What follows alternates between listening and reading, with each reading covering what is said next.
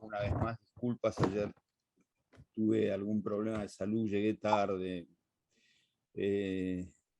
No me gustó porque del mismo modo que pude hacer, me gusta acompañar a los compañeros en ese primer día. Es feo presentarse solo, pero he visto parte de la clase y lo sé que la clase de Juan estuvo excelente. Quiero decir que Juan es doctor en Ciencias Económicas, aunque ya lo saben y lo debe haber dicho él, pero lo tendría que haber dicho yo ayer, que es magíster en Administración Pública por la Universidad de Columbia, que es magíster en la Escuela de Gobierno de la Universidad de San Andrés, y que también puede tener un registro popular que a veces también necesitamos. Estamos muy satisfechos con el cuatrimestre que tenemos por delante. Sabemos que es arduo no por el cuatrimestre en sí, sino porque es el tercero, tienen sobre las espaldas el cansancio del año, pero tenemos 3 materias muy, muy interesantes, muy sostenedoras del sistema educativo y que son aquellas que permiten cimentarlo. El sábado que viene voy a estar presentando a Lilia Toranzos, que también es una compañera de mucha experiencia, que se va a hacer cargo de evaluación y análisis de las políticas públicas.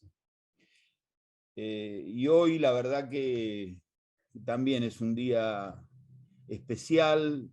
Tengo la fortuna de poder presentarlo a Luis Calderaro, que rápidamente será Luli Calderaro para todos ustedes y todas ustedes. Un querido compañero, un compañero del sur de la provincia de Buenos Aires, de Bahía Blanca, distrito difícil si los hay, digamos, en algún sentido. Luis es abogado de la Universidad Nacional de La Plata, tiene un máster en Desarrollo y Gestión Territorial de la Universidad Nacional del Sur, una maestría en Gestión de la Salud de la Universidad de Bolonia, una maestría en Política Mediática en la Complu, en la Complutense de Madrid, una maestría en Sociología también en la Universidad del Sur, es decano de la Facultad de Derecho de la Universidad de Salesiana de Bahía Blanca. Bueno, un querido compañero, un compañero de mucha trayectoria. Yo ayer no le pude decir públicamente a Juan que agradecía que nos acompañara. Ya se lo dije, a cada uno se lo digo, porque para nosotros es un honor y es una distinción que decidan acompañarnos. Y se lo digo ahora a Luis, para nosotros es realmente un honor que Luis pueda compartir no solo el conocimiento, sino esas entretelas de la vida jurídica, de la legislación. Y también es alguien, y estoy terminando, que puede abrirse a pensar con ustedes algunas cosas que en la propuesta falten, porque sabemos, y él lo sabe, que ustedes están ahí en la primera línea de fuego del sistema educativo, así que me parece también muy, muy interesante, una muy interesante invitación, el programa que ha construido, que prácticamente en todas las clases quincenales habrá la posibilidad de hablar con alguien del sistema educativo, de la justicia, de los medios, digamos. Ha también construido ahí una serie de invitaciones que me parece que van a consolidar y a recrear la propuesta. Así que bueno, a todos, a todas, abrazo como siempre. Luis, Luli, gracias. Y estás a cargo del curso. Buen día, gente. ¿Cómo les va? ¿Cómo andan?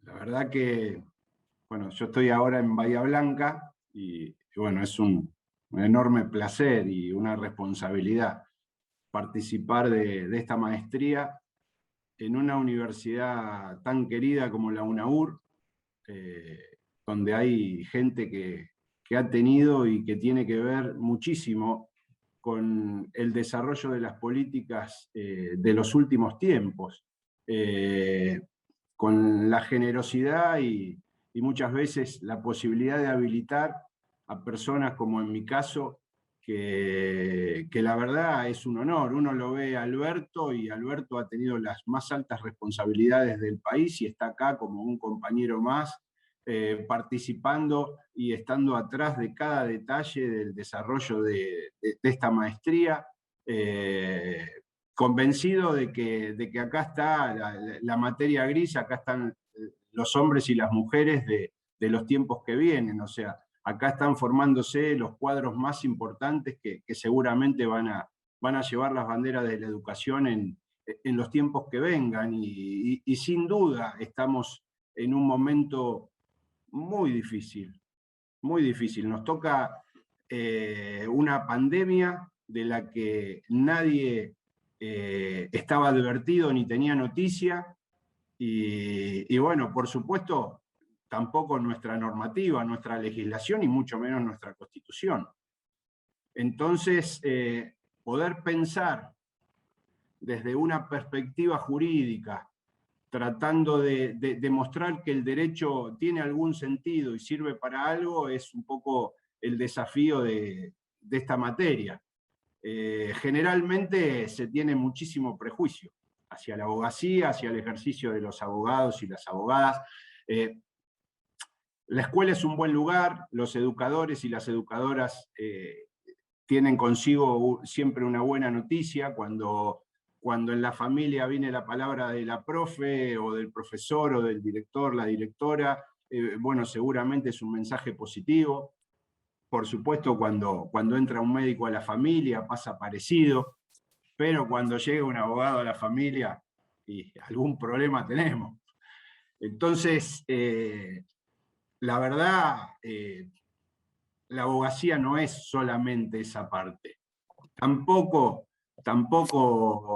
tiene que ver con las series de Netflix, estos abogados que lo pueden todo, que siempre están de manera individual resolviendo cuestiones. No funciona así, ni todos trabajan en las supercorporaciones o empresas, o les gusta ver cómo le sacan hasta el último centavo a la otra parte. No se trata de eso. La abogacía es mucho más. La abogacía intenta resolver la conflictividad social, poder sacar el conflicto de la sociedad, o en todo caso poder constituirse en un puente para aquellas personas o en las situaciones que les toca en la vida cotidiana, poder empezar a construir el diálogo que no consiguieron antes.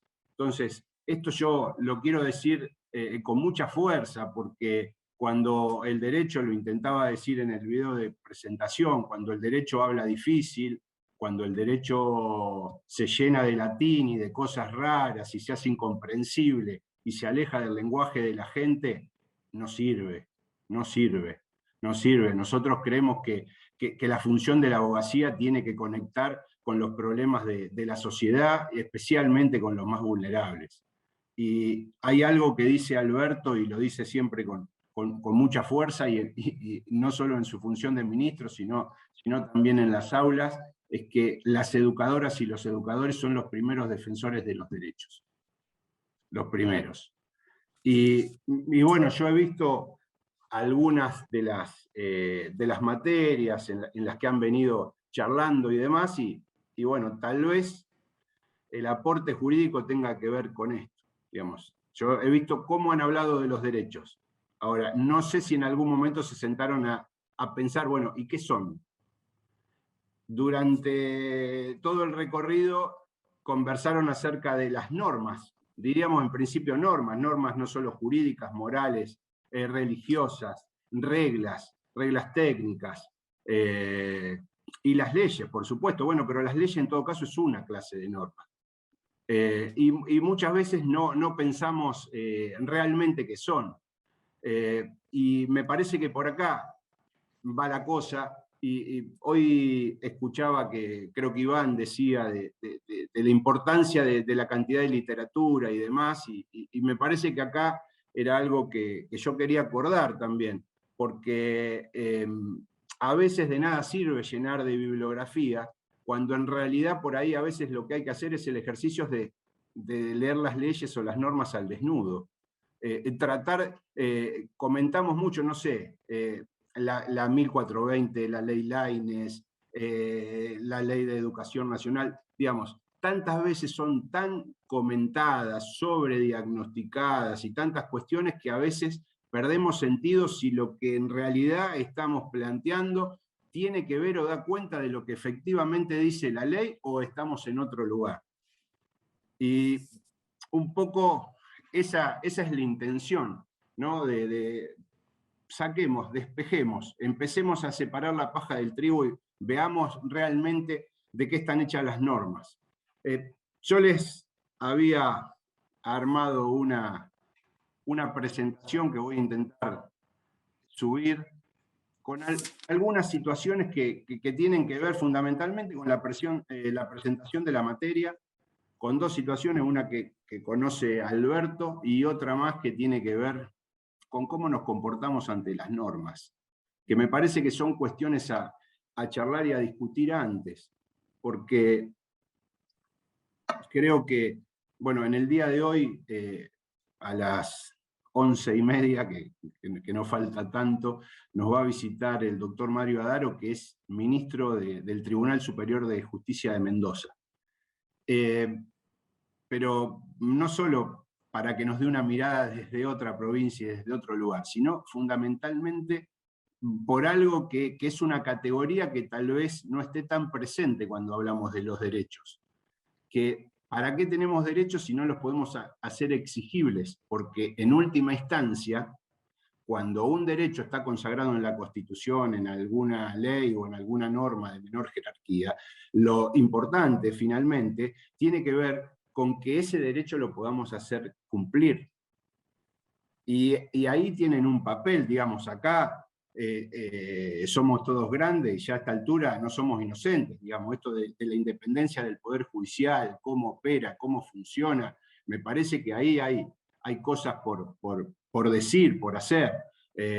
Hoy, imagínense que hoy todo se judicializa, cada norma, por más legítima que sea en su composición, por más discusiones, foros y audiencias y lugares de participación, donde estén en el proceso de formalización de las leyes, después terminamos muchas veces discutiendo en sede judicial.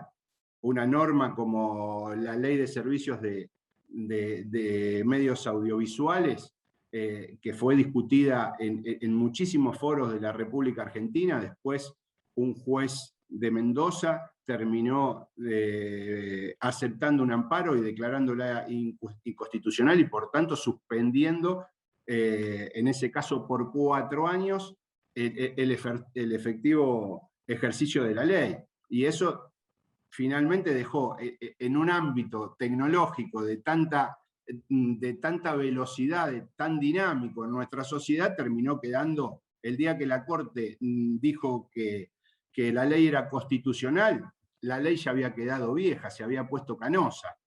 Entonces, esto me parece que es importante y por eso la importancia de que hoy nos visite y también que nos diga el lenguaje claro, porque muchas veces ustedes cuando le tienen que contar a alguien que, no sé, supongamos a una docente, un docente, cuando tiene que contarle a su familia que la hija o el hijo tiene algún problema en el aprendizaje o alguna situación que tal vez están viendo que en la familia pasa determinada situación o cuestión, encuentran rápidamente las mejores palabras para decirlo. Cuando uno va al taller mecánico porque se le rompió la moto o el auto, enseguida le dicen que pasa tal o cual cuestión.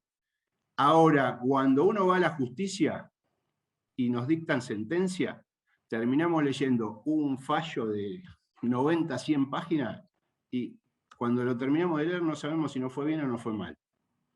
O sea, ahí hay un problema. ¿En qué idioma hablamos los abogados y las abogadas? Acá hay un problema. Si no le hablamos a la gente en los términos que la población, el pueblo habla, bueno, ahí esas son las cosas que me parece que hay que reflexionar. Y acá tiene sentido la reflexión jurídica, la juridicidad de nuestra vida social. Eso creo que es un poco el pantallazo. Yo no sé qué idea tienen, si quieren que charlemos un poco, qué idea o qué prejuicios tienen del derecho, del ejercicio de la abogacía, de las leyes, las normas, pero bueno, eso vamos a tratar de que esté siempre presente en los 8 encuentros que vamos a tener, que los vamos a sistematizar. Después iremos mostrando un poco las clases, cómo están pautadas, qué invitadas y qué invitados, y bueno, las unidades que fundamentalmente, a partir de lo que hablaba con Alberto, yo he tratado de respetar lo que hicieron en la licenciatura, con la misma estructura, que nos parece que está muy bien, de dividir la legislación en siglos, pero después también lo podríamos hacer por ejes temáticos, en los distintos niveles, o lo que fuere, pero para llegar rápidamente, y ojalá lo podamos hacer así, mi idea, si están de acuerdo, si les parece bien, era poder usar esta clase y el mes de septiembre y octubre para revisar un poco toda la normativa, la vigente y la que ha ido construyendo el sistema, pero fundamentalmente para llegar al final tratando de ver los desafíos. La verdad que sería bien interesante que podamos pensar si las leyes que en la actualidad tienen vigencia hay que refrescarlas, hay que modificarlas. Si las iniciativas legislativas que hoy el Poder Ejecutivo Nacional, a través de la cartera educativa, está llevando adelante, son las que resuelven los problemas del sistema, o si habría que pensar en otros cambios legislativos más importantes, o en áreas o en temas que todavía no se discuten con la fuerza que se debería hacer. Digo, ahí tenemos noticia, lo hemos puesto en la propuesta pedagógica de la ley de equidad educativa, de justicia educativa, la de formación profesional. Hay alguna propuesta con respecto a la tecnología educativa y también a la educación superior. Bueno, vamos a discutir si esas son realmente, o del modo en que están planteadas esas propuestas legislativas son las que realmente resuelven los agujeros que tenemos en la actualidad en el sistema, o si por ahí nos deberíamos animar a ser más profundos en los cambios, o bueno, o me parece que siempre en las aulas, siempre en estos espacios es donde uno puede pensar más libremente o más creativamente y sin ningún tipo de especulación. Muchas veces cuando uno está dentro del marco de una gestión gubernamental o dentro de un proyecto político, bueno, la verdad que uno piensa con determinadas categorías, pero acá en el aula está la libertad de, bueno, pensemos al menos de manera teórica cuáles serían las mejores posibilidades para que el sistema pueda funcionar como no lo ha hecho en toda su historia. Digamos, creo que ha tenido claroscuros, creo que ha tenido valles y crestas, que ha tenido momentos de muchísima vitalidad el sistema educativo, y por supuesto ha sido una de las pocas políticas de Estado de la que podemos decir que en la Argentina, a diferencia de en otras áreas, digamos, se han sostenido más allá de los gobiernos, más allá de las interrupciones democráticas, y bueno, y que toda la población en su conjunto sigue pensando que la escuela o los ámbitos escolares y educativos siguen siendo un buen lugar para nuestros hijos, para nuestras hijas. Eso me parece que es muy importante. Voy a ver si puedo subir. No soy muy tecnotrónico como todo abogado, pero bueno, vamos a tratar de ver si podemos subir la presentación. Ahí la voy a poner en... ¿Ahí la ven bien? Sí, sí. Sí, sí. No sé si venimos bien, quieren que conversemos un poco de esto, o si quieren... Yo pensaba que había dos situaciones que pueden ser un poco ejemplificadoras de esto que inicialmente estamos diciendo. Tal vez podemos avanzar con esas dos cuestiones y después un poco empezar a circular el micrófono, ¿les parece?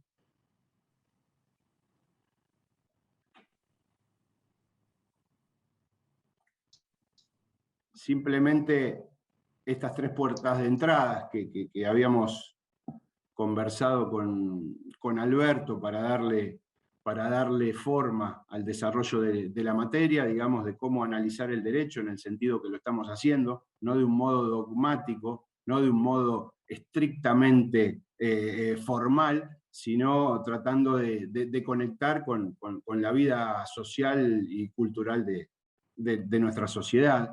Y fundamentalmente tratar de volver a visitar el Estado, que siempre es un lugar de difícil comprensión, y bueno, en varias de sus funciones medulares, como tiene que ver como su función legislativa y judicial, que hablábamos al inicio, porque va de suyo que el sistema en su conjunto, y lo podríamos ubicar dentro de la función ejecutiva del gobierno, y bueno, y en eso también lo habrán charlado, lo charlan, y también lo haremos aquí en esta materia, y después poder ir directamente a la legislación, desde sus inicios, los antecedentes, inclusive cómo se formaron también nuestros próceres tanto de la Revolución de Mayo como en la Constitución del 53.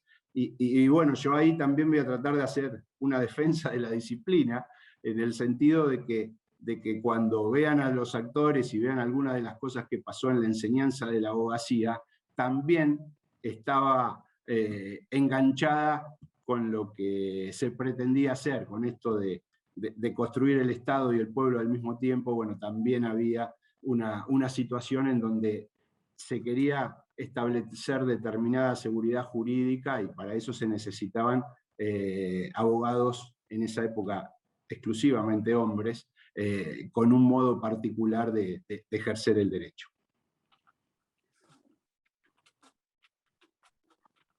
De los prejuicios, si quieren, es un poco lo que decíamos, y bueno, y al derecho le pasó esto, ¿no? Que lo enmarcábamos recién, de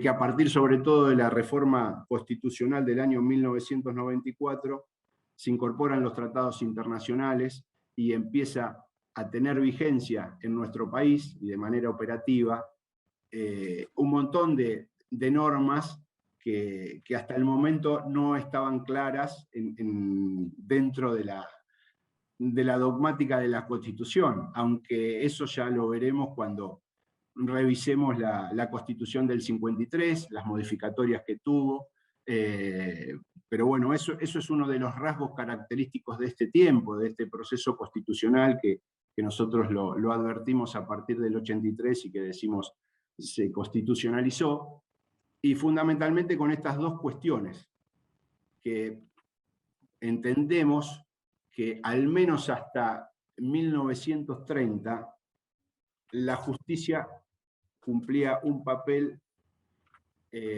más judicial y menos político.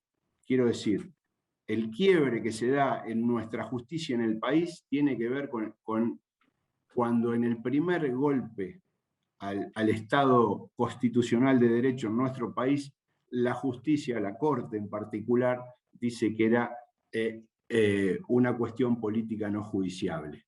Ahí hay una ruptura en la estructuración del Poder Judicial en nuestro país y nosotros entendemos que desde ahí en adelante ya no fue tan seria y bueno, hoy lo vemos, va a venir Graciana Peñafort, que seguramente la conoce, ¿no? Y cuando hablábamos de la ley de servicios de comunicación audiovisual, ella tuvo mucho que ver, no solo en su formación, en la escritura y en el trabajo que hizo, sino también en la defensa como una figura que es amicus curiae, como una persona que iba a ir en calidad de amiga a hablar en favor de la constitucionalidad de la ley, y que bueno, la solvencia, la contundencia de sus argumentos me parece que hicieron que finalmente la Corte declarara la constitucionalidad, pero en este sentido quiero decir que ella básicamente va a venir a conversar de dos cuestiones importantes. Por un lado, el lawfare, esta situación de la que participa el poder judicial, los medios, y bueno, ya nos aclarará cómo es esa alquimia que se produce y que trata de construir sentido y, por supuesto, qué impacto tiene en la institucionalidad del país. Y también vamos a aprovechar la oportunidad para conversar de uno de los fallos que en materia educativa reciente me parece que es de lo más interesante para discutir, que es el caso del gobierno de la Ciudad Autónoma de Buenos Aires contra el Estado Nacional, en donde se discutió la presencialidad. En realidad era, bueno, discutimos federalismo, autonomía, quién determina las decisiones sobre el sistema. Después iremos viendo si los argumentos que estaban planteados y plasmados en el decreto eran suficientes o no, si la defensa que ejercieron tanto el Estado Nacional a través de la Procuración estuvo, digamos, o su estrategia fue oportuna o pertinente o no, y bueno, y también qué cosas o qué enseñanza nos deja ese fallo, ¿no? Pero eso es un tema absolutamente trascendente. Y lo otro es que la política se judicializó. Y en esto de que la política se judicializó tiene que ver no solo porque dirigentes y dirigentas políticas de todos los espacios políticos muchas veces eligen el camino judicial como una vía válida para instalarse, para hacer política. Nosotros en general somos o preferimos la construcción, el debate de ideas y otro camino, tal vez más difícil, pero bueno, pero en muchos casos esto es como el anverso y reverso, ¿no? De la justicia politizándose o de la política judicializándose. Ustedes, no sé, imagínense si en la Revolución de Mayo tendríamos que haber esperado, bueno, a ver si la justicia después decía que era constitucional o no la revolución. Digo, si no sé, en situaciones digamos, de mucho interés institucional en nuestro país, teníamos que esperar a ver el gobierno de los jueces después si nos decía si eso efectivamente podía o no llevarse adelante.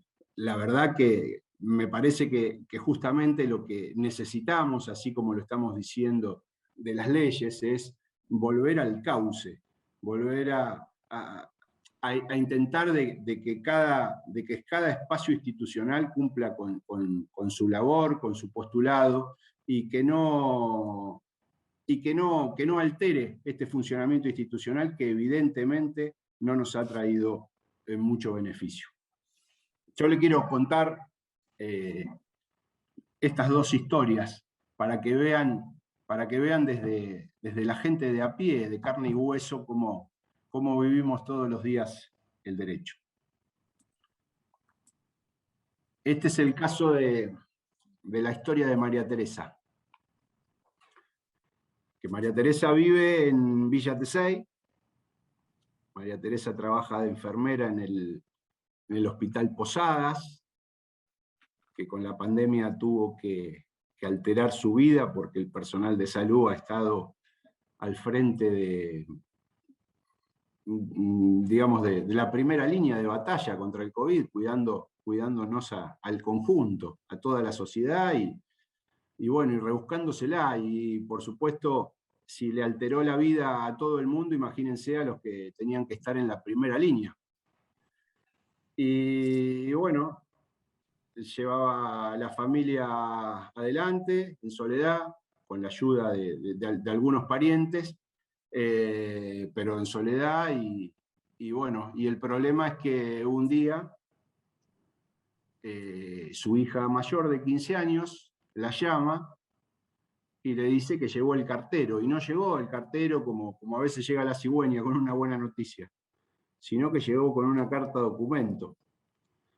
Y bueno, yo imagino que a muchas y muchos de ustedes alguna vez le ha llegado una carta documento, y esa reacción no es, digamos, de la más favorable. Pero claro, el problema es que lee la carta, y el problema es aún peor, porque la intiman a una deuda, le dicen que la van a desalojar, no sabe si esa noche misma va a dormir en su casa, si la van a desalojar en 48 horas como dice la carta, bueno, a dónde recurrir, qué hacer. Y bueno, y fundamentalmente le está diciendo dos cosas. La primera que le dice, y que me parece que tiene significación para nosotros, es que hay determinados problemas que llegan a un nivel de conflicto en donde no los podemos resolver nosotros y necesitamos de la ayuda de un abogado o abogada. Y le dice una cosa peor, que es que le dice que está fuera del lenguaje de la ley. Y esto me parece central. Ahora, ¿qué hubiera pasado si simplemente la carta documenta hubiera hablado el lenguaje de todos los días? Y le hubieran dicho simplemente que le exigían a que pague íntegramente la deuda que tenía de alquiler, y que en ese caso, si no lo hacía, le iban a iniciar una causa judicial, una demanda judicial. Seguramente su nerviosismo hubiera sido mucho menor, seguramente hubiera sabido que esa noche podía seguir arropando a sus hijas y durmiendo, y en todo caso pensando cómo lo iba a resolver en los días. Tal vez tendría conocimiento de que existen lugares que son para el acceso a la justicia, existen oficinas, que los colegios de abogados tienen la obligación de atender a través del consultorio jurídico gratuito, y que de ahí le pueden resolver el problema y que no tiene que pagar. Y fundamentalmente también sabría que en el caso de los desalojos, cuando existen menores en la vivienda, hasta tanto no se les encuentre un lugar de refugio o de residencia, no se puede hacer efectiva una medida de desalojo. Pero claro, todas esas cosas pertenecen al mundo jurídico y no al lenguaje de la gente. No lo hablamos sencillo, no lo contamos, no lo decimos. Y estos son los temas que nos generan angustia todos los días. Esto es una de las grandes cuestiones que el derecho y la enseñanza del derecho tiene que resolver, sin duda alguna. Y esto lo digo porque las abogadas y los abogados no siempre fuimos cabeza cuadrada, no siempre estuvimos solamente formateados a través del lenguaje de la ley, sino que eso fundamentalmente operó a partir de la sanción del Código Civil y Comercial de la Nación. ¿Qué quiero decir? existía en el inicio de nuestra patria la Academia de Práctica y Jurisprudencia, donde esta novedad con la que estudiamos los abogados ahora, que tiene que ver con el estudio de casos y tantas cuestiones, ya la hacíamos. Ya la hacíamos, y en esa academia se formaron básicamente nuestros constituyentes del 53. Pero así como a partir de la Constitución del 53, modificada en el 60, necesitaba un proyecto de país, un modelo de educación primaria, de educación elemental, de educación básica, el nombre que le quieran poner, también necesitaba un modo y una manera del ejercicio de la abogacía. Y ya no necesitaban abogados, iba a decir abogados y abogadas, pero no había. No necesitaban abogados creativos, no necesitaban abogados que pudieran tener algún tipo de sensibilidad con los problemas contemporáneos del momento, sino que necesitaban abogados que aseguren y garanticen el ejercicio de la ley, que la apliquen y que no tengan dudas. Por eso el Código Civil, para quienes ejercemos la abogacía, se transformó en algo más importante que la Constitución. Y por eso estaba anotado, y por eso se da en el tiempo de la presidencia de Sarmiento, que empieza después a regir efectivamente en 1871, y bueno, algunos dirán que el candidato natural a escribirlo era Alberdi, pero el hecho real es que termina Vélez Sarsfield, también haciendo la Radiolandia de la época, dice que bueno, que Sarmiento y la hija de Vélez Sarsfield tenían una relación íntima, y que eso pudo haber sido uno de los motivos que terminó haciendo que Dalmacio Vélez Sarsfield escriba el Código Civil, pero con la particularidad de que el Código Civil estaba, además de tener la ley, tenía nota al pie. Nota al pie. ¿Esto qué era? Que solamente el código era el ámbito donde se iban a resolver. Ahí estaban todos los problemas que la sociedad podía tener y que con eso se iba a resolver. Por supuesto, después, como eso evidentemente no era así, lo que inventamos fue la naturaleza jurídica de las cosas. Entonces fuimos a buscar afuera lo que no teníamos adentro, y otra de las cosas que inventamos era el espíritu del legislador, o el espíritu del constituyente. Entonces también lo que no encontrábamos adentro lo íbamos a buscar afuera. Ese es un poco el marco. Y entonces, si yo les hablo en este idioma, ustedes dicen, bueno, ¿para qué carajo sirve el derecho? Y el derecho tiene que servir para cuestiones mucho más elementales. El derecho no son más que las normas y las reglas o las pautas para llevar adelante un proyecto de vida, un plan de vida. Y en todo caso, para establecer qué pasa cuando otras personas o grupos, de manera individual o colectiva, lo que hacen es nos dañan o nos impiden llevar adelante ese proyecto de vida, si estamos en un ámbito del que diríamos que no es el adecuado, y si no, todo lo contrario. Diríamos, bueno, ¿cómo hacemos para realizarnos en una sociedad, asociándonos con una persona, con grupos de gente? Bueno, esa es la otra cuestión que el derecho tiene que hacer. Darle a las personas en su proyecto de vida la posibilidad de que lo puedan desarrollar desde el nacimiento hasta el último día. Eso es todo. Todo lo demás es simplemente para nosotros.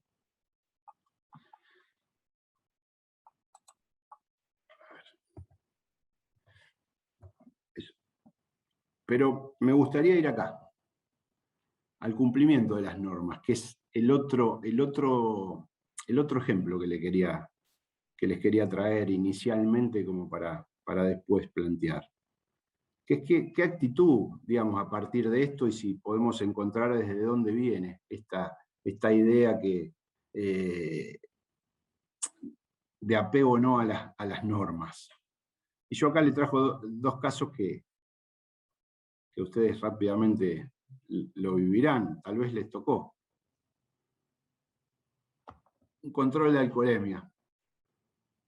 ¿Quién no se ha tomado una copita por ahí y ha vuelto complicado en la moto o en el auto y dice, bueno, ¿y ahora qué hago en el control policial? Justo están en el control policial, me quiero matar, ¿cómo hago?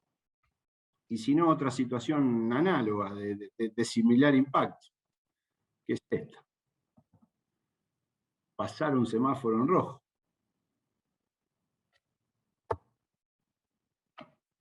Los de adelante lo hicieron, llego tarde, justo tengo que ir a buscar a mi hija que quedó en particular. Bueno, todas las excusas que podamos plantear ahí, digamos, tendríamos que armar un decálogo de excusas ante estas situaciones. Pero ¿cuál es el problema? ¿Cuál es?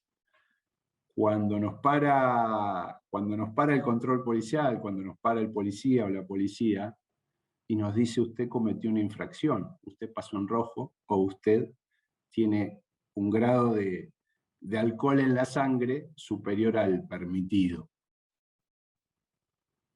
Y lo dice de un modo, que habilita decir, está en mi poder hacer o no cumplir la infracción que usted ha cometido. Y ni hablar cuando nos dice, le voy a tener que hacer la boleta. Y muchas veces a nosotros se nos representa con demasiada habitualidad esto. ¿Cómo lo podemos arreglar? Y el cómo lo podemos arreglar, ¿qué habilita? Habilita que quien tiene que ejercer una función deje su investidura para convertirse en un socio nuestro. ¿Cuál creen ustedes que es el problema acá? ¿Cuál sienten que es el problema?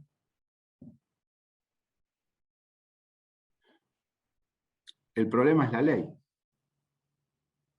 Si no tuviéramos ley no pasa nada, pero decidimos establecer normas, establecer pautas, establecer reglas de convivencia, que uno de su costado más interesante es que eso que establecimos como norma, como regla, lo podamos cumplir.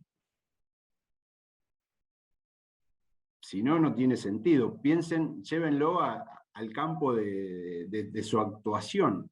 ¿Qué pasa cuando nos damos determinadas normas dentro de los ámbitos escolares, educativos, y después está en nosotros la posibilidad de hacerlos cumplir o no? Esto me parece que tiene que ver con la posibilidad de pensar jurídicamente. Porque acá tenemos este problema, y este problema, que es la ley, lo tenemos que resolver de algún modo. Algunos, como yo acá tengo, que después, por supuesto, se lo voy a escanear, que es Carlos Nino, es un autor que bueno, ha sido un gran jurista, pero que él hablaba de la anomia que esto generaba, y lo hacía en sentido histórico, y decía básicamente que tenía que ver la falta de apego a las normas por parte de nosotros con dos cuestiones en la historia, y que hacen más complicada después la vida comunitaria. Una que no solo acá, sino que nos remitíamos hasta Hernán Cortés, de que esto que se acata pero no se cumple, que también sucedió en el virreinato del Río de la Plata, también sucedió en nuestro primer gobierno patrio, y bueno, y en el devenir institucional. Aun cuando tomamos conocimiento de que tenemos una norma, una prerrogativa por cumplir, digamos, bueno, estamos de acuerdo, pero nosotros hacemos lo que queremos, básicamente. Y la otra cuestión que plantea este autor tiene que ver con el contrabando en nuestra formación institucional. Él plantea también que eso también moldeó en el sentido de que, además del modo normal de resolver las cuestiones, siempre había como un bypass, siempre estaba la posibilidad de ir por la banquina, siempre, digamos, incluso que en algunos momentos esa banquina y esa ruta perdían los márgenes, la frontera, y ya después no sabemos si estamos digamos, qué es banquina y qué es ruta, diría. Pero acá hay un tema me parece fundamental entre esta imposibilidad que en un lado decimos que nos cuesta entender el lenguaje del derecho, pero que no nos cuesta incumplir una norma.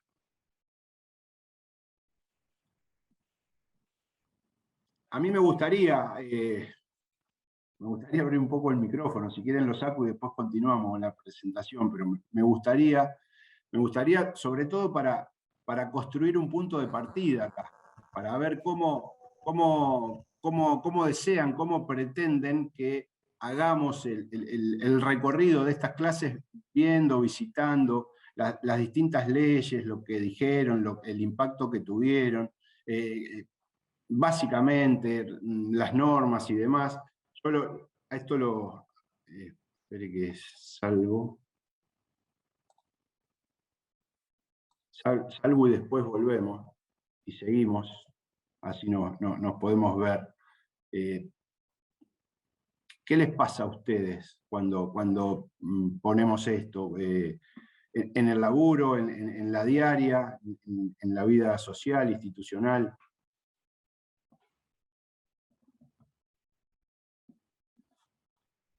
Ya sé que es sábado, que uno tiene ganas de otras cosas y demás, pero bueno. Perdón, yo me ponía a pensar esta reflexión que hace usted con esta deficiencia que tenemos para acatar la norma como un problema histórico que tiene que ver con la gesta de cómo se formaron estas normas o cómo se formó nuestro país, el contrabando, qué se puede hacer, qué no se podía hacer. ¿Está visto que esto en otros países es distinto como para otorgárselo a la historia? Porque en otros países quizás la sociedad actúa de otra manera frente a la norma. No sé, estaba pensando en Alemania, por ejemplo, que tiene una estructura bastante distinta, y también me pongo a pensar que este país, yo soy de esas personas que para mí la norma es algo muy importante, pero también veo que para muchas otras personas de la sociedad no lo es, y no sé si tiene que ver con la formación que cada uno tiene, o con la historia social, familiar que uno tiene, que también se va pasando de generación a generación la idea de qué significa la norma. En mi caso, con lo que usted hablaba de los abogados, mi hija había elegido la carrera de abogacía. Decirle que está a tiempo, que puede. No, sí, o sea, eso, por ejemplo, en el caso de ella, es una persona que considera que el derecho de todas las personas y en la justicia social, por eso ella toma la carrera de abogacía como algo importante, o sea que no tenemos problema con las normas en casa, pero digo, ¿está estudiado esto que todo lo que tiene que ver con la normativa y el no cumplimiento en Argentina es histórico, como usted mencionaba, o le parece que tiene que ver con otros condimentos? Mirá, yo te puedo dar mi humilde opinión sobre eso. Yo no creo que sea una conducta estrictamente argentina, la del no apego a las normas o el no cumplimiento. La verdad que cuando uno ve otros ordenamientos jurídicos, otras sociedades, también se encuentran claroscuros en esto. Y no es todo tan bonito afuera y todo tan malo en lo nuestro. Yo humildemente soy un defensor de lo que nosotros hemos construido y de las normas que hemos construido y de el modo social.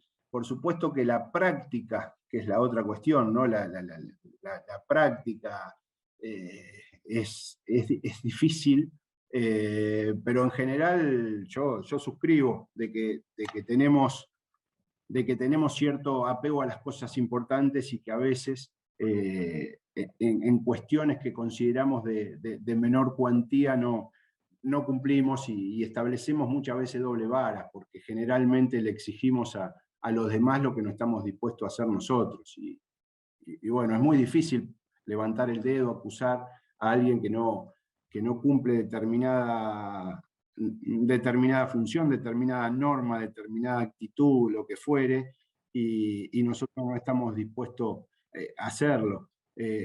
A mí, ya no soy el pibe que promete, en la medida que he ido creciendo, me parece que hay un tema muy importante que es la tolerancia. La verdad que nadie tiene libertad absoluta, las libertades absolutas no existen cuando uno, bueno, ya lo veremos con la conformación del Estado, pero digo, cuando uno decide la vida en sociedad, admite de que tiene que respetar cosas que tal vez en su fuero íntimo no lo haría, pero lo hace porque entiende que la vida social es importante para el conjunto. Y bueno, esas son las pautas con las que se construyen las sociedades. Ahora, yo creo que hay lugares del planeta, a mí me ha tocado estar en algunos donde el caos parecería la regla y la excepción el cumplimiento de la norma. El otro costado, bueno, tendría que ver con qué pasa cuando incumplimos la norma, con lo que sería la última ratio del Estado, que es el poder punitivo. Bueno, ¿qué hacemos? Y ahí también eso habilitará otro tipo de discusiones, ¿no? Digo, acá en nuestro país eso lo vemos bastante muchas veces con las cuestiones de aquellos que dicen que son garantistas, o de los otros que hablan de él, hay que cumplir la ley a rajatabla. Bueno, eso a mí me parece que las garantías son absolutamente trascendentes para la vida social, y que todos tenemos derecho, aun cuando cometemos no solo una falta, sino fundamentalmente un delito, tenemos derecho a tener un debido proceso, a que un juez nos diga por qué nos va a privar de la libertad, a que un abogado o abogada nos defienda, y en todo caso a que si se nos acusan, que nos digan por qué nos están acusando. Pero bueno, no sé cómo la ven ustedes, pero a mí no me parece que sea algo exclusivo. Yo lo cuento desde nosotros, desde nuestra historia, porque bueno, me parece que en la construcción de nuestro país hay dos elementos que han tenido que ver, y con esta, para algunos anomia, para otro incumplimiento, básicamente han tenido que ver con el se acata pero no se cumple, y con la vida, digamos, el contrabando fue absolutamente significativo, digamos, el contrabando en nuestro país generaba una economía más fuerte que la economía formal. Y si uno mira en la actualidad, tenemos ciertas informalidades naturalizadas que también podrían dar cuenta de lo mismo, y estamos en el 2021.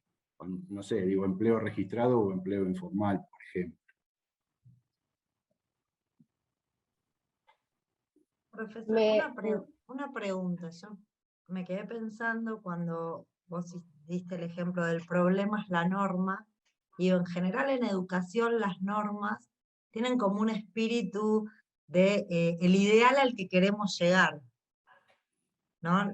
Casi todas las leyes, de la ley para abajo, como constantemente están planteando ese ideal.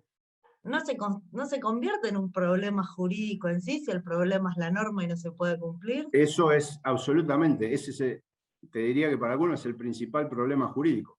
Nosotros armamos nuestra disciplina en función del deber ser.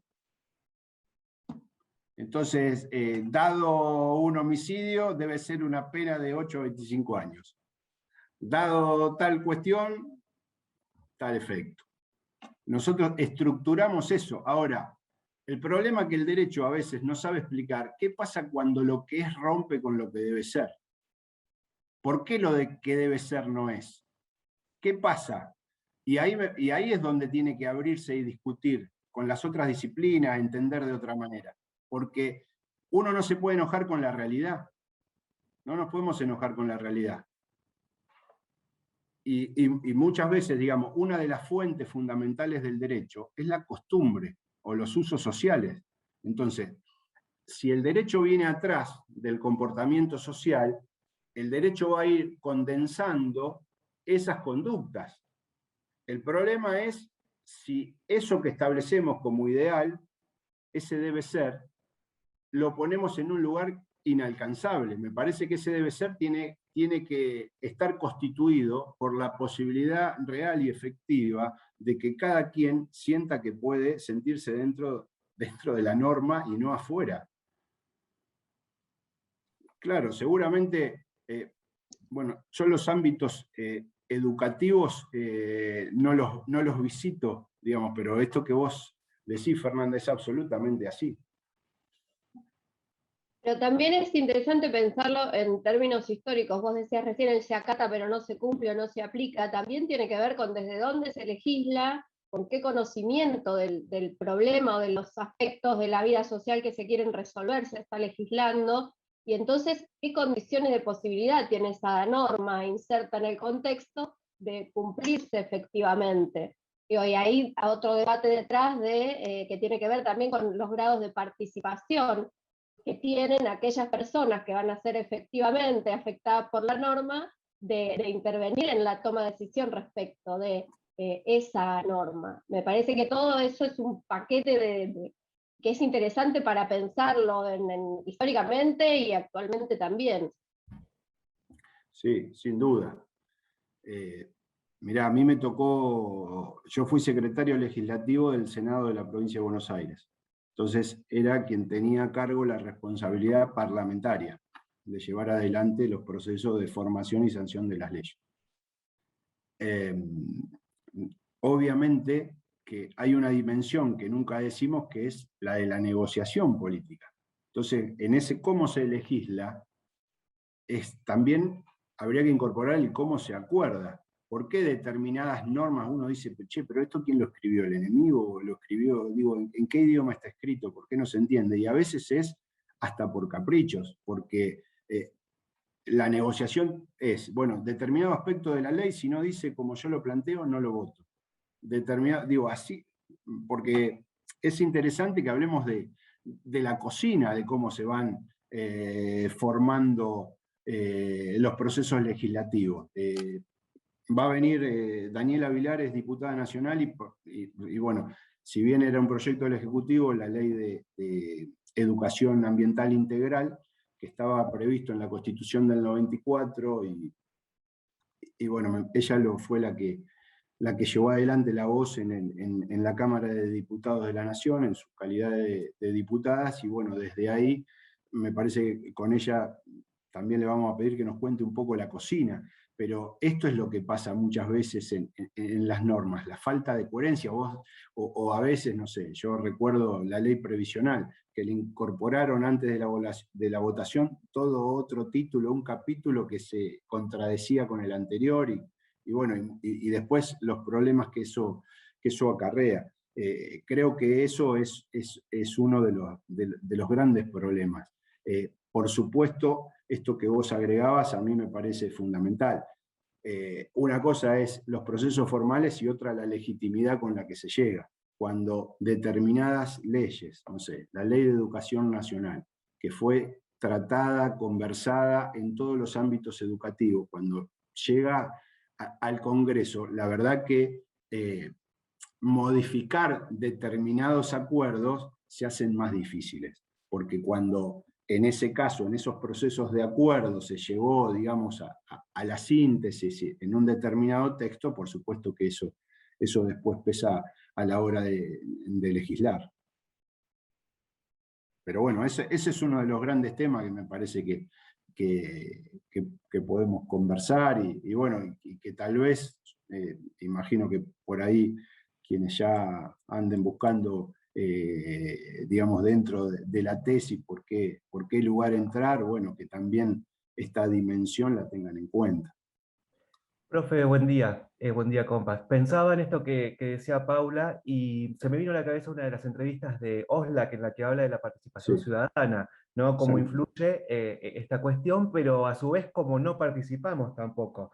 Pienso, no sé, en algunas normativas que se aprobaron donde hubo, no sé, porque eran hitos, no sé, la ley a favor del aborto, por ejemplo, y otras normas que también fueron sumamente importantes, pero no hubo tanta participación. Digo, creo que es una pata importante para pensar todo este tema. Sí, José Luis, lo comparto plenamente.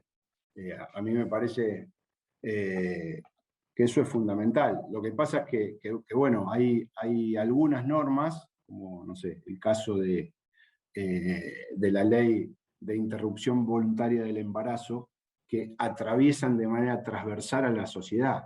Eh, Fíjate que hay algo que se dice que no van a tener conducta partidaria, sino que van a votar de acuerdo a su condición de conciencia. ¿Esto qué quiere decir? Justamente, digamos, se armó un debate, a mí me parece un debate riquísimo a lo largo y ancho del país y cómo se militó, digamos, y me parece que a veces, aunque no se gane en un proceso legislativo, se avanza de manera social. Y yo creo que si bien el Senado es un ámbito más conservador que la Cámara de Diputados, ustedes saben que en la Cámara de Diputados se representa al pueblo y en el Senado se representa a los territorios, a las provincias. Es como ámbito conservador, la primera vez que se da tratamiento y que no se llega a un momento favorable, igualmente la sociedad fue distinta al tratamiento. Y me parece que en el segundo intento legislativo sí se pudo votar favorablemente. Ahora, fíjense que aún con una ley votada, reglamentada por el Poder Ejecutivo Nacional, todavía hay algunos jueces o algunos médicos que van a la justicia para no efectuar una interrupción voluntaria, o sea, para no realizar un aborto. O sea, siguen, bueno, pasa en la educación, digamos, que cuando decimos, bueno, es laica, de qué decía la 1420 a la fecha, bueno, tenemos el fallo Castillo, que seguramente cuando esté Sebastián Scioscioli lo vamos a charlar. Digamos, bueno, todavía en la provincia de Salta se estaba discutiendo si dentro del ámbito de la escuela pública podemos seguir o no dando una enseñanza confesional. Bueno, estas son cuestiones, digamos, digo, la sociedad no avanza de manera homogénea, ojalá si lo fuera, sino que, digamos, hay determinadas cuestiones que se van conquistando. Yo creo que los derechos también son la condensación institucional de mucha lucha atrás. Digo, no es siempre que los derechos están dados, sino que muchas veces se han conquistado. Uno podría ver o revisar, no sé, la legislación laboral. Digo, no sé, se me viene a la cabeza el aguinaldo. ¿Cómo le vamos a pagar el mes 13? No trabajan. Y bueno, sin embargo, es una conquista del movimiento obrero organizado que hoy, digamos, está en tensión, digamos, en estos momentos de desempleo estructural, de revisión de las labores y nuevos trabajos. Bueno, son cuestiones que aún cuando están conquistadas y hasta con rango constitucional, después en la realidad efectiva cuesta sostenerlas. Algo cortito, profe, si se puede, mientras vos hablabas y yo pensaba y iba poniendo como ejemplo en mi cabeza lo que pasó hace muy poquito en la ciudad de Buenos Aires con esto del fallo, contra fallo y demás. Yo trabajo en una escuela de la ciudad de Buenos Aires, soy del conurbano de Zona Este, pero trabajo en una escuela de la ciudad de Buenos Aires. Y mientras vos hablabas, yo pensaba en ese caso porque me parece que sintetiza todos estos problemas, entre comillas, que vos indicabas, ¿no? El primero de no entender muy bien qué es lo que está pasando o cómo se nos comunican desde el Poder Judicial las cuestiones. Yo recuerdo las asambleas de distintas escuelas que eran a un 70-30, un 70 un espacio de intentar entender el conflicto y un 30% de buscar un plan a seguir o un camino colectivo. Digo, más allá de que siempre tenemos una formación básica que nos permite entender algunas cuestiones, fue un conflicto bastante difícil de entender hacia adentro de las escuelas, y eso se notó mucho. Lo segundo, esto de la frustración de la política atravesando la justicia y la justicia decidiendo atravesar a la política, ¿no? Yo recuerdo, y recuerdo de esos 15 días de paro, que uno de los días de mayor contundencia, que podríamos decir que en las escuelas de gestión estatal prácticamente fue el 100%, fue el día que falla la justicia federal y que después se desconoce por parte del gobierno de la ciudad ese fallo. Y ese día fue la indignación, ¿no? Porque previamente el intento de entender cómo se podía desarrollar el conflicto era, bueno, si falla la justicia federal, ese era un horizonte posible para la docencia, de resolución del conflicto, o de que se busque cierta racionalidad. Se logra ese fallo, después ese fallo se desconoce, y una indignación terrible, ¿no? Y ahí se empezó a utilizar mucho la frase de echa la ley, echa la trampa, ¿no? Como institucionalizando esto de que el gobierno de la ciudad no iba a cumplir con nada de lo que sucediera, y que por lo tanto solamente había que resistir e ir enterándonos de lo que pasaba, ¿no? Digo, me parece que ese conflicto, más allá de que creo que Graciana nos va a ayudar a reflexionarlo, a analizarlo y a entenderlo mejor, desde las escuelas, digo, se vivió todo esto que vos estás nombrando, digo, el poco entendimiento, la ambigüedad, la confirmación sobre la confirmación de la confirmación de la articulación política-justicia, justicia-política, y después también esto, ¿no? de que me parece también muy importante indicarlo en este conflicto, de que estaba totalmente atravesado por un contexto tan particular como la pandemia, ¿no? Que me parece que también hubo un uso ahí de los sentires superficiales, que no por eso desestimables ni desechables, pero digo, muchos que estaban asustados y que pretendían cuidarse, en el decreto vieron como el horizonte para poder decir, che, bueno, tenemos unos días para cuidarnos, eso no sucedió, entonces era como siempre, ¿no? Jugar con eso de que me quiero cuidar y no me lo permite, y después del otro lado, porque también hay que decirlo, con esto de que yo tengo derecho a mi libertad, tengo derecho a ir a la escuela, ¿no? Entonces también esta situación, este contexto tan particular de lo que nos atravesó emocionalmente, ese sentir común coyuntural construido y demás, también jugó en esto y atravesó esta situación. Pero nada, mientras vos hablabas, y lo quería compartir porque después lo nombraste y dije, bien, iba por acá lo que estaba pensando. Acá lo tengo el fallo de la Corte. No, me parece que sintetiza desde el ciudadano y la ciudadana de a pie, en este caso la docencia, porque también es un conflicto que quedó muy encorsetado en la docencia, que no se abrió y que no se logró explicar mucho a las familias. Sintetiza todos estos problemas, entre comillas, que estamos charlando. Nos pasó todo eso y capaz que un poquito más también. Suscribo al pie todo lo que dijiste. A ver, ¿qué agregaría? Que es una de las cuestiones también a pensar desde el derecho. ¿Qué pasa cuando hay dos derechos en tensión, o más de uno? ¿Cuál prevalece sobre cuál? Sí. Que eso también estaba un poco, digamos, por un lado el derecho a la educación y por otro el derecho a la salud. Y a la salud de un modo no advertido por la Constitución ni por toda la legislación. Lo natural, digamos, para poner un poquito, aunque después lo charlaremos con Graciana mejor, lo natural es que, digamos, el ámbito era el Congreso de la Nación, a través de sus cámaras, mediante una ley. Esa ley no tuvo tratamiento. Igual, en este caso particular, la ley se presenta después, pero al margen de eso.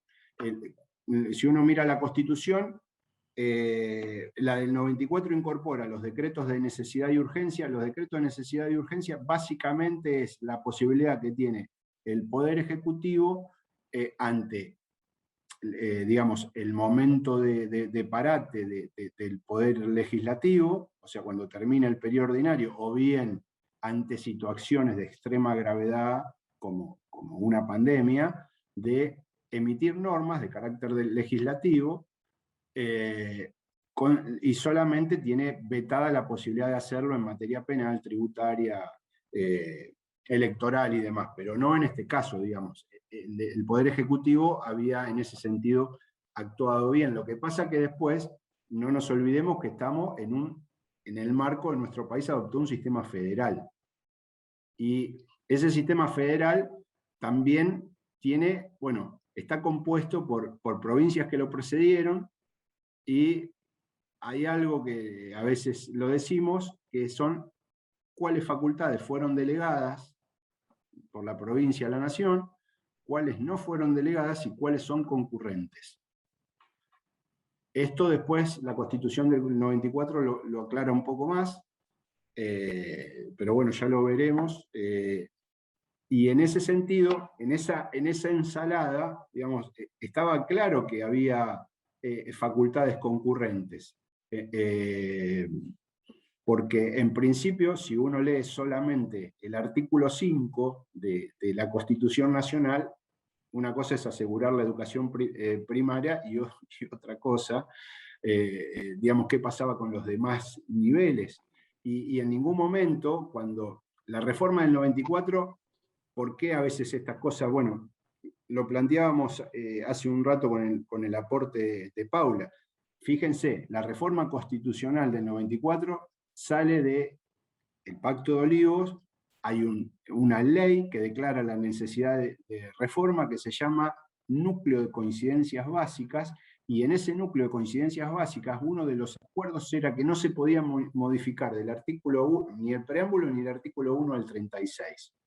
Entonces la cuestión educativa en la discusión del 94 entra por la ventana en algún sentido cuando se están discutiendo las atribuciones del Congreso.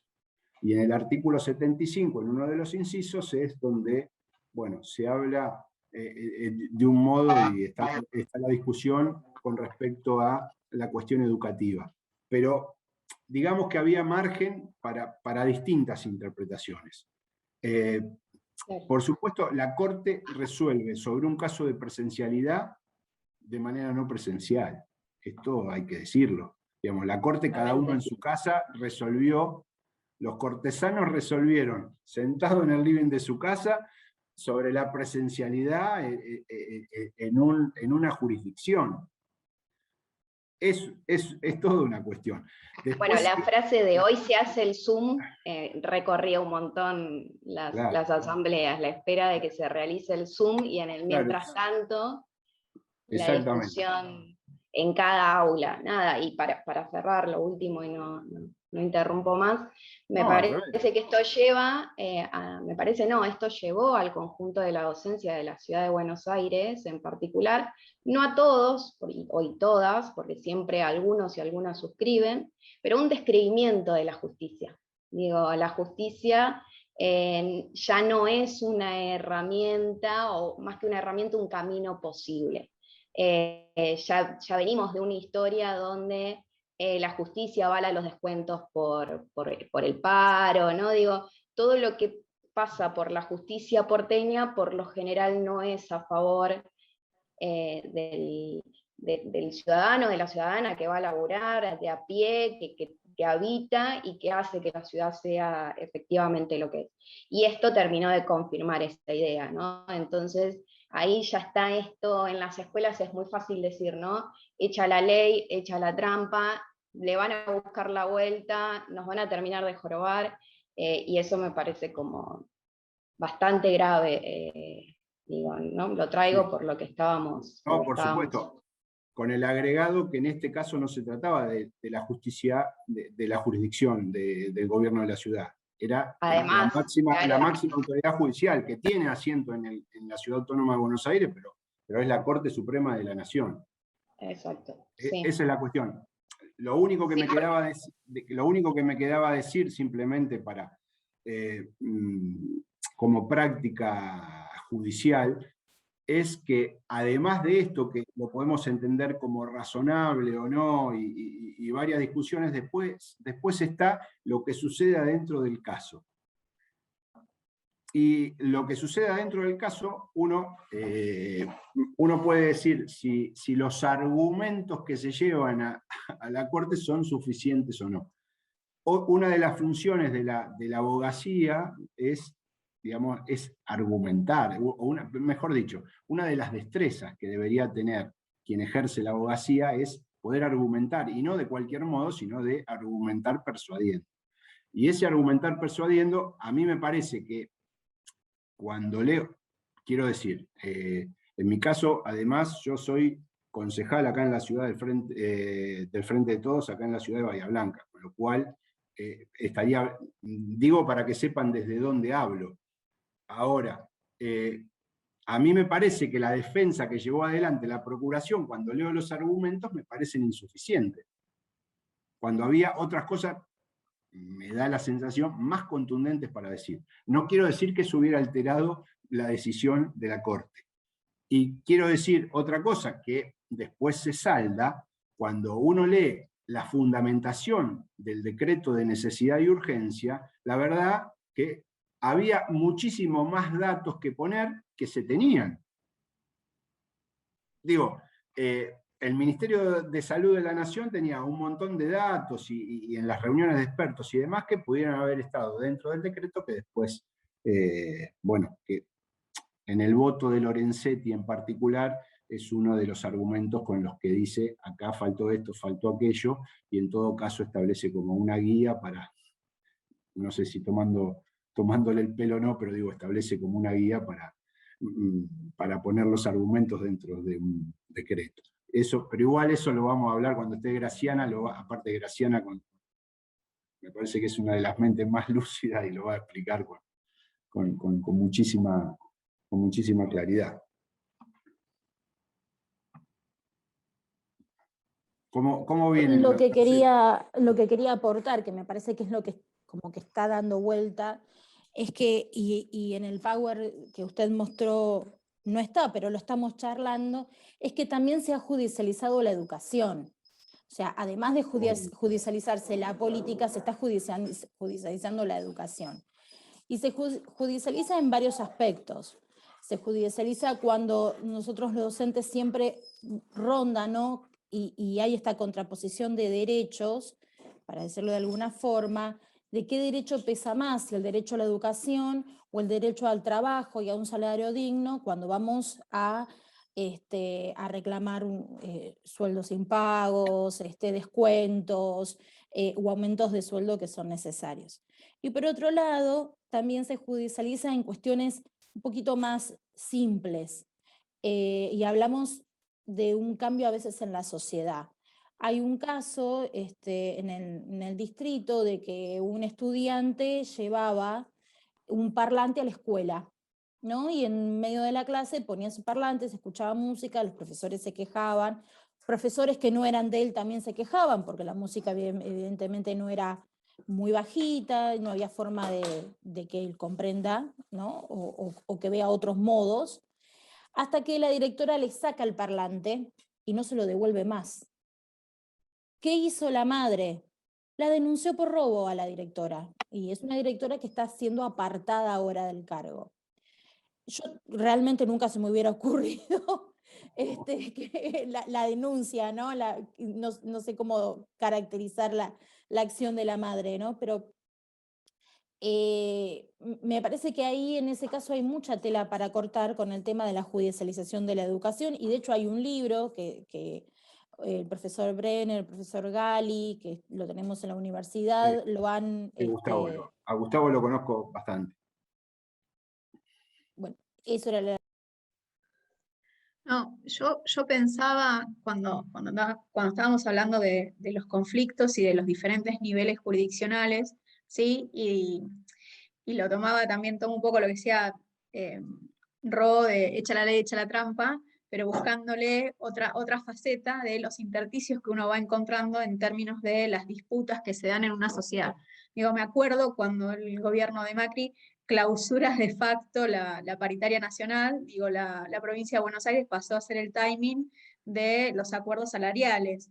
Y la disputa que nosotros tuvimos desde el SUTEBA con la gobernadora Vidal, hubo momentos donde fueron muy álgidos, y incluso de mucha persecución. Y hubo un momento, yo no me acuerdo si fue en el año 2018 o en el año 2019, no, la verdad es que no me acuerdo exactamente el año, donde a nosotros nos obligan a una conciliación obligatoria, nos quieren multar y nos quieren, o sea, impedir seguir la disputa con los paros, y sacamos un paro con la CETERA. Digo, como no podíamos seguir usando, porque teníamos una conciliación obligatoria abierta, el sello, si se quiere, provincial, vamos al paro con la CETERA y llevamos al ámbito nacional, porque teníamos una paritaria clausurada, la disputa. Digo, salimos del territorio, digo, y esto que tiene que ver con las diferentes jurisdicciones que tiene, digo, y los diferentes ámbitos donde vos podés ir a disputar las escalas salariales y demás, clausurada la paritaria nacional, digo, los conflictos se hacen provinciales, pero en realidad ahí lo que estaba faltando era el paraguas nacional de poder resolver esos conflictos, y que obliga, me parece, ¿no? Esto es una mirada totalmente personal, obligaba a hacer la provincia de Buenos Aires el timing para las otras 23, después de los otros 23 acuerdos salariales. Digo, por la masa de lo que es la matrícula y la cantidad de docentes que tiene la provincia. Y entonces digo, también hay intersticios que vos podés encontrar en términos de normativa y de legalidad para poder salir por afuera y poder resolver conflictos. Sí, sí, es así, comparto. De hecho, bueno, vamos a tratar de que Roberto Baradel participe en una de las charlas del curso, un poco para hablar de esto, digamos, de los derechos individuales, colectivos, de la agremiación, sindicalización, bueno, y fundamentalmente de la tarea docente, su reivindicación. Yo creo que fue la ley que establecía los 180 días, en realidad no solo establecía eso, sino que establecía que el auxilio de la nación en el caso de que una determinada jurisdicción no podía cumplir con los salarios y el ámbito natural que se había conquistado y que esperemos que hoy se institucionalice con fuerza, como viene siendo, es poder en un país federal tener una paritaria nacional donde sea el ámbito de discusión. Y por supuesto no solo de la discusión salarial, que a veces es lo que se lleva la marca en las noticias, ¿no? Digo, pareciera que fuera el único tema que se discute, cuando en realidad me parece que son ámbitos de mucha riqueza que tienen que ver con un montón de otras cuestiones vinculadas a la función docente, a la tarea, a la infraestructura, a pensar el sistema, las modificaciones. Creo que ahí también hay un ámbito para reivindicar y para establecer cuántas de las normas o modificaciones y políticas que se llevan adelante en el sistema educativo tienen que ver con ese primer núcleo donde se discuten un montón de cuestiones, ¿no? ¿Puedo hacer una pregunta? Sí, claro.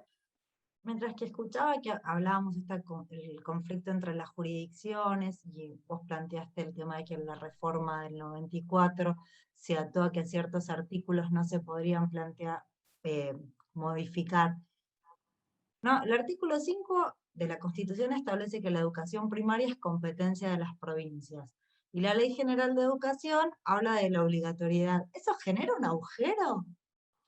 Que, digamos, que no esté regulada en la Constitución, que las provincias tienen una obligatoriedad. No, bueno, no, pero al artículo 5 después hay que complementarlo con el 75, ahora no recuerdo si es el 75, inciso 22 o 23, donde se habla, te lo digo, si me das un segundo, te lo digo, y después con el hay otro capítulo más al final de la Constitución, del artículo 122 al 125, que también establece algunas otras cuestiones que tienen que hacer las provincias, ¿no? No olvidemos que de lo que estamos discutiendo es qué pasa en un sistema federal, qué le corresponde a cada quien, y los problemas se generan cuando hay competencias concurrentes, ¿no? Digo, esto también se vivió desde la 1420 a la fecha.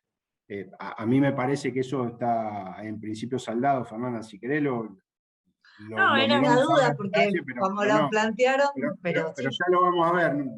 No sé cómo lo habremos dicho, digamos, que hacía que se genere esa duda, pero no, eso en principio está resuelto. Y además hay una discusión en la que participó dentro del ámbito de la Asamblea Constituyente por Jesús Rodríguez, Adriana Puigros y demás, que se discutió en torno a ese inciso que se incorporaba, donde por un lado se establece esta ley que ahora decimos que se sancionó el año pasado, vinculada a la educación ambiental integral, a educación para usuarios y consumidores, al respeto por las cuestiones bilingües en el caso de los pueblos originarios, y fundamentalmente a una ley de organización de base, que es lo que dice, digamos, para establecer el sistema educativo, que es lo que después viene a ser la ley 26.206 de educación nacional.